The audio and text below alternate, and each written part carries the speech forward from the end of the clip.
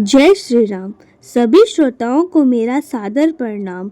आज हम एक अत्यधिक पावन कथा की शुरुआत करने जा रहे हैं जो न केवल हमें आध्यात्मिक ज्ञान देती है बल्कि जीवन के गुण रहस्यों को भी उजागर करेगी।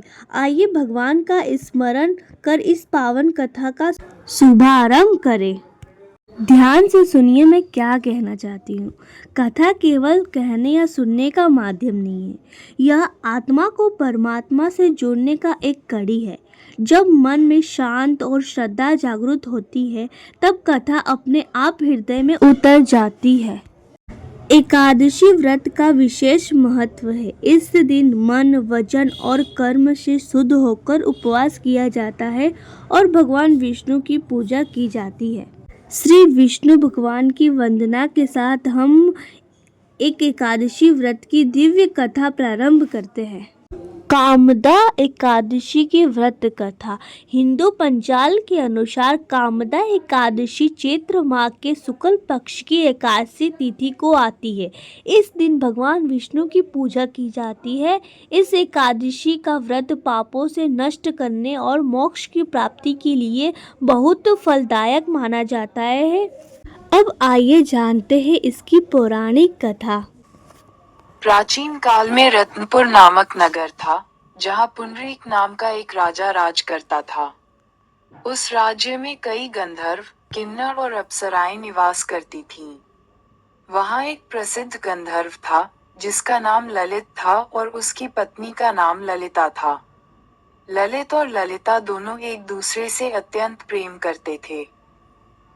एक दिन ललित राजा के दरबार में गान कर रहा था, लेकिन उसका ध्यान अपनी पत्नी की ओर था।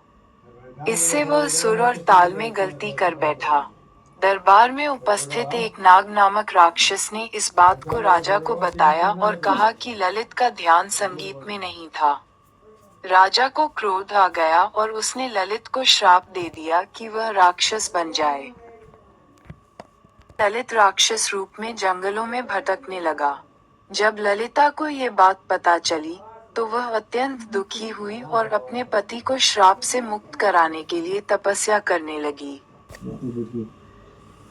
घूमते घूमते वह ऋषि श्रृंगी के आश्रम में पहुंची और उनसे अपने पति को पूर्व रूप में लाने का उपाय पूछा।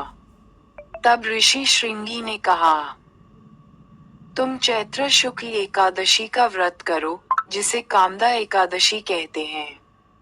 इस व्रत के प्रभाव से तुम्हारा पति श्राप से मुक्त हो जाएगा। ललिता ने विधिपूर्वक कामदा एकादशी का व्रत किया। व्रत के पुण्य से उसका पति राक्षस योनि से मुक्त होकर पुनः गंधर्व रूप में आ गया।